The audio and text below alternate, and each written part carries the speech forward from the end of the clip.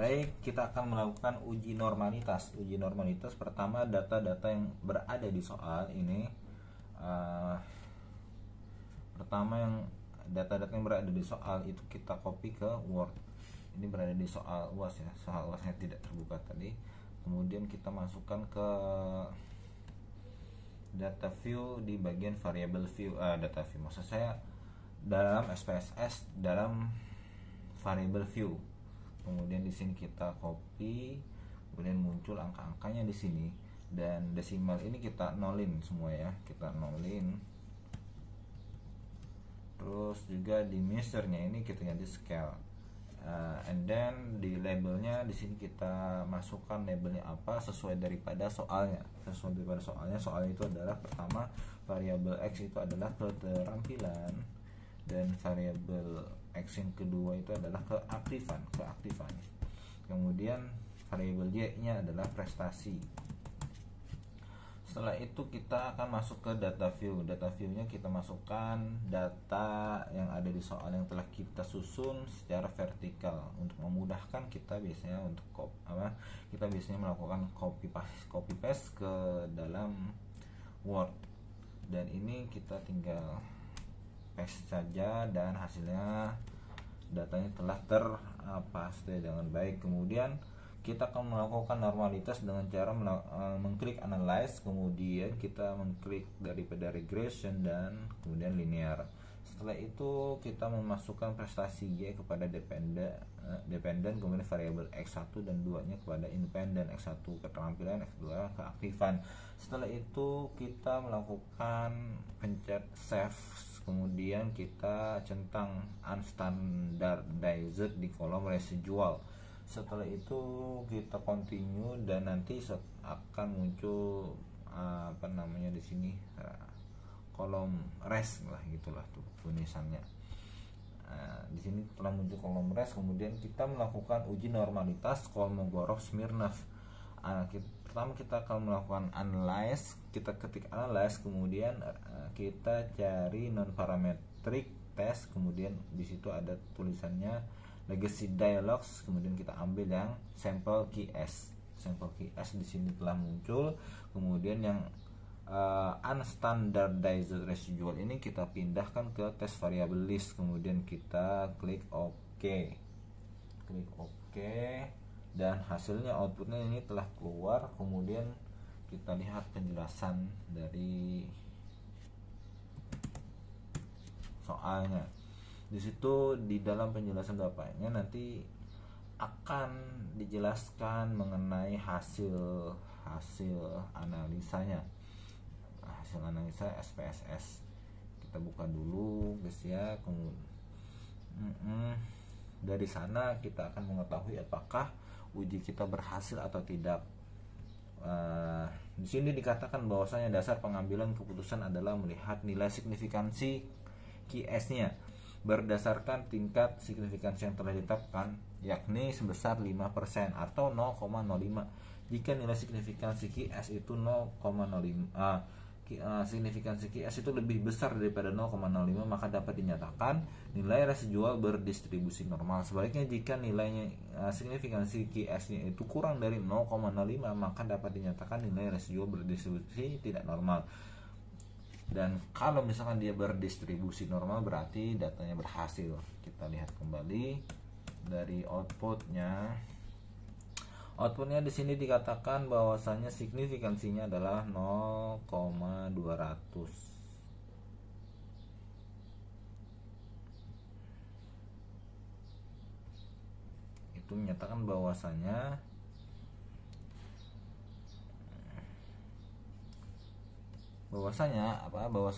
datanya berhasil. Baik, yang selanjutnya adalah multikolinearitas. Uji tersebut itu lebih baik kita langsung saja guys ya. Pertama itu kita pencet analyze, kemudian kita klik regression, kemudian kita klik linear. Pastikan kita reset terlebih dahulu karena ada yang tersave di dalam sana karena uji sebelumnya. Y masukkan ke dependen, variabel X masukkan ke independen. Kemudian setelah itu kita akan mengklik statistik, kemudian kita centang covariance metric dan collinearity diagnostics, kemudian kita bunyi continue dan oke. Outputnya akan keluar dan kita akan lihat penjelasan daripada outputnya. Di sini dikatakan bahwasanya dasar pengambilan keputusan dengan menganalisis nilai toleransi dan lawannya nilai VIF.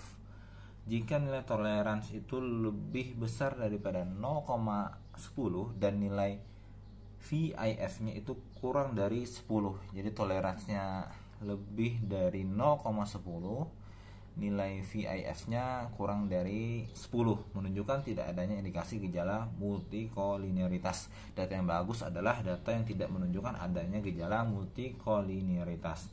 Sekarang kita lihat kembali ke outputnya. Di sini kita akan nyari. Di sini kita akan mendapatkan angka toleransinya adalah 0,332.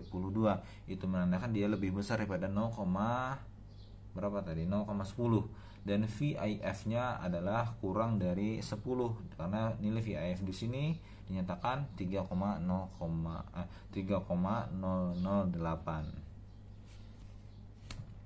Uji multikolinearitas artinya lolos. Selanjutnya kita akan melakukan uji heteroskedastisitas. Kita langsung ke SPSS-nya guys ya. Kemudian setelah kita lihat, kita klik analyze, kemudian kita klik regression, kemudian kita klik linear. Jangan lupa untuk kita ngereset variable Y dependent, variable X independent. Kemudian kita klik plot. Di sini ada pilihan. Nah, ingat untuk Y isi dengan spreadsheet.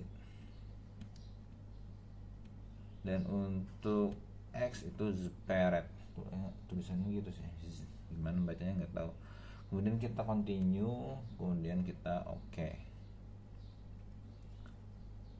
Hasilnya akan keluar dan kita akan lihat penjelasannya.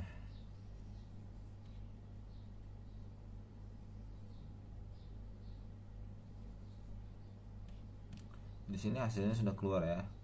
Kita akan lihat penjelasannya. Uji heteroskedastisitas itu adalah gejala deteksi heteroskedastisitas dengan pengamatan grafik. Jadi adalah dengan melihat sebaran titik-titik yang ada pada scatter plot. Jadi yang dilihat itu adalah scatter plot. Jika pola tertentu yang teratur itu bergelombang misalkan atau melebar kemudian menyempit, maka diindikasikan ada gejala heteroskedastisitas. Sedangkan jika tidak ada pola yang jelas, maka diindikasikan tidak ada gejala heteroskedastisitas. Nah, data yang baik adalah data yang tidak menunjukkan adanya gejala heteroskedastisitas. Kita lihat kembali hasil daripada output kita. Jadi yang kita lihat adalah scatter plot. Scatter plot di sini kita lihat tidak menunjukkan adanya keteraturan dalam grafik. Di sini ada yang begitu jauh kemudian dia melebar, ini jauh melebar, ini dekat tapi tidak begitu melebar. Kemudian pada data selanjutnya di sini agak jauh dan agak melebar gitu. Kemudian di sini jauh melebar dan di sini enggak begitu jauh tapi dia juga enggak begitu melebar. Ini menandakan bahwasanya data ini tidak beraturan dan tidak mengindikasikan adanya gejala heteroskedastisitas. Uji heteroskedastisitas lolos. Selanjutnya ini uji yang keempat, yaitu kita melakukan uji autokorelasi atau yang disebut dengan Durbin Watson. Kita langsung ke SPSS-nya.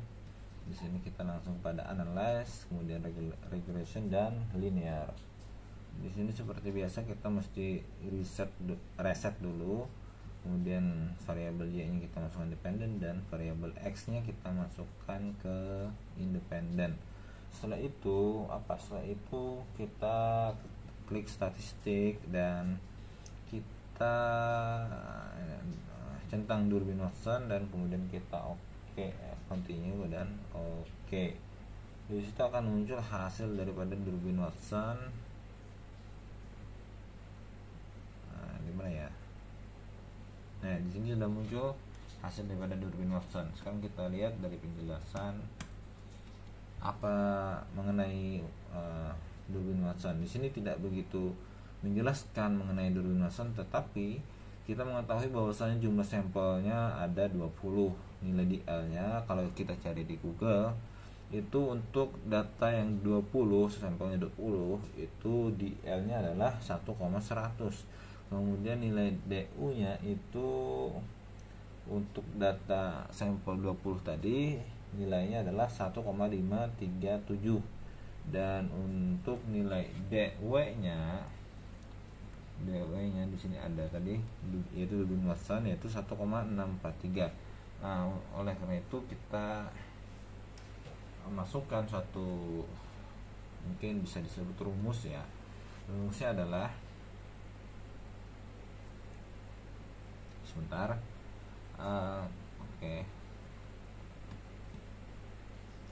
rumusnya adalah DL itu kurang dari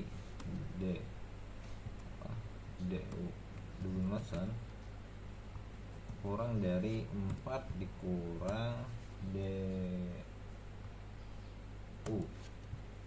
DL nya tadi berapa ya? DL nya kita mengetahui 1,100, itu kurang dari DW nya tadi kita dapat berapa? 1,637 kalau nggak salah, kita cek lagi. 1,643 ya, 1,643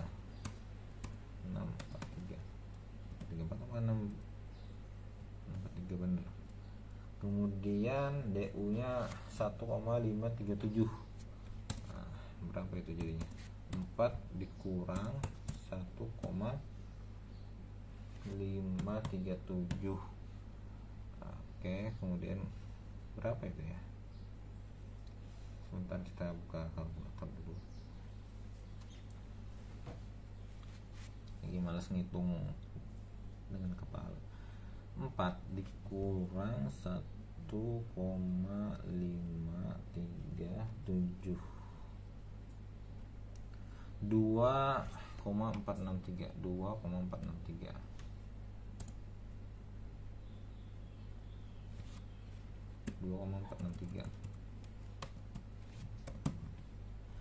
Dan ini sesuai kan ya? Artinya karena di sini sesuai daripada nilai Durbin Watson-nya, datanya berhasil. Artinya datanya bisa dilanjutkan kepada ujian selanjutnya. Jadi kalau misalkan data normal, tidak ada gejala multikolineritas, kemudian tidak ada gejala heteroskedastisitas, kemudian sebaran datanya bagus, kemudian ada hasil autokorelasi, maka bisa dilanjutkan pada uji regresi berganda. Uji autokorelasi sudah beres, datanya lolos. Karena keempat uji tersebut sudah lolos, kita akan melanjutkan kepada uji regresi berganda. Langsung saja kita menuju SPSS-nya. Dari uji regresi berganda ini kita klik analyze, kemudian kita regression dan linear. Di sini kita kembali reset variabel y-nya, kembalikan ke dependen, dan variabel x-nya keduanya ya kita masukkan ke independen. Setelah itu kita klik statistik, kemudian kita centang dari regression, ada nggak ya? Dari statistik regression coefficient, di sini dalam kolom regression coefficient ini kita pilih estimate, dan kita tetap nyalakan estimate, dan kita tetap nyalakan model fit. Pencet continue dan oke. Hasilnya kita dapat uji regresi berganda ya kan ya. Hasilnya kita lihat dulu. Di sini ada F dan di sini ada T. Oke. Nah, dari sini kita akan membuka beberapa uraian rumusan dari uji regresi berganda.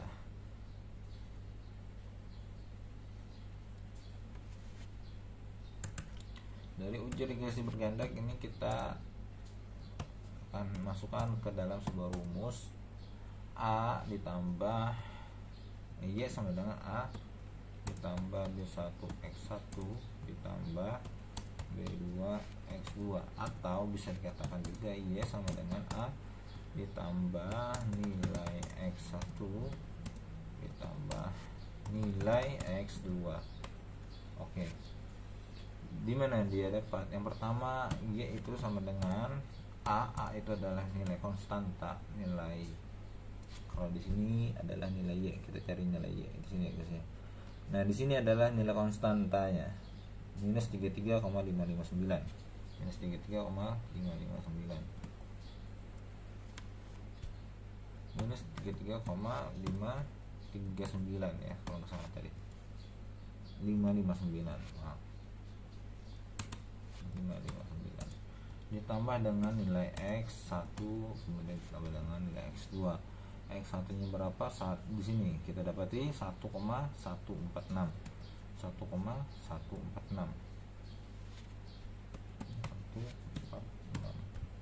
Kemudian ditambah berapa? Ditambah 0,273. 0,273. 0,273. Berapa hasilnya daripada Y? Ya, di sini kita maaf.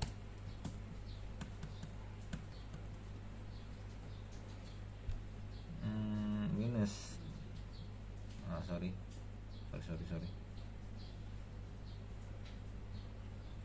minus 33,559,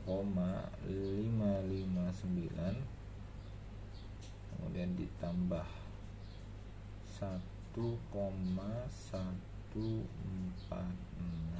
kemudian ditambah dengan 0,273. Ini adalah minus 32,14. Minus 32,14.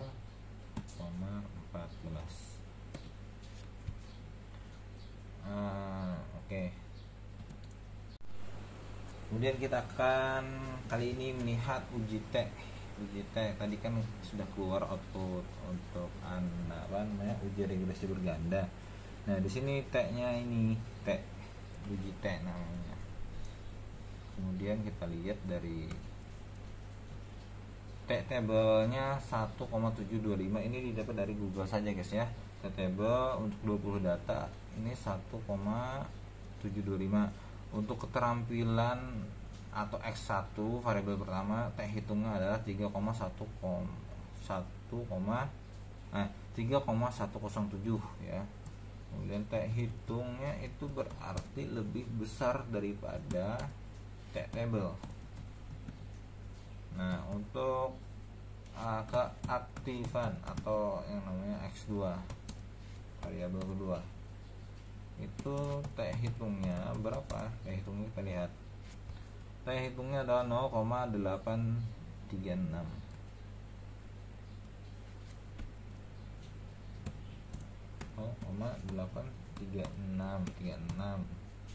Itu artinya T hitungnya itu kurang dari T-table gitu guys. Kemudian selanjutnya uji F ini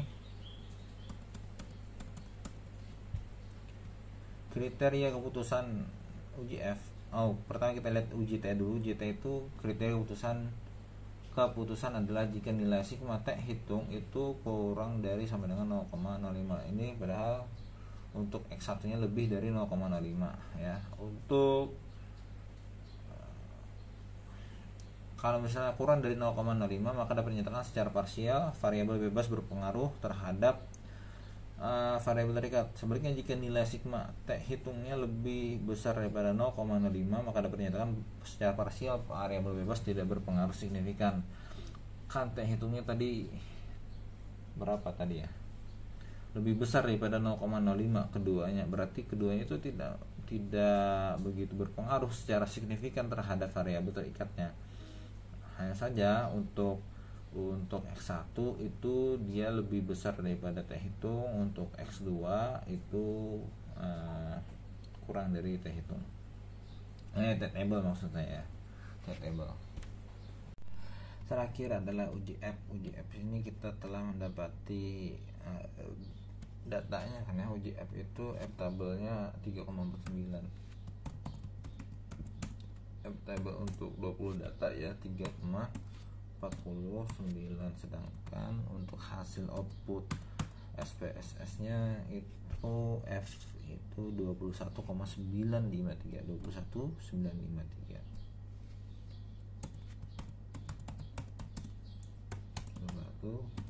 593, sangat banyak. Nah, penjelasannya apa di sini? Lebih dari kalau kurang dari sama dengan 0,05 dapat dinyatakan secara bersama-sama berpengaruh signifikan. Kalau lebih dari 0,05 dinyatakan tidak berpengaruh signifikan secara bersama-sama. Itu artinya F itu variabel bebasnya tidak berpengaruh signifikan terhadap variabel terikat secara bersama-sama. Dari output hasil pengujian SPSS pada tabel koefisien maka dapat disusun persamaan model regresi linearnya. Itu sudah kita kerjakan tadi ya, yaitu yang ini Y sama dengan minus 32,14, persamaannya ini ya kan. Kemudian kita balik lagi, dan itu artinya kita telah menyelesaikan semua tugas-tugas kita di sini. Baik, itu saja.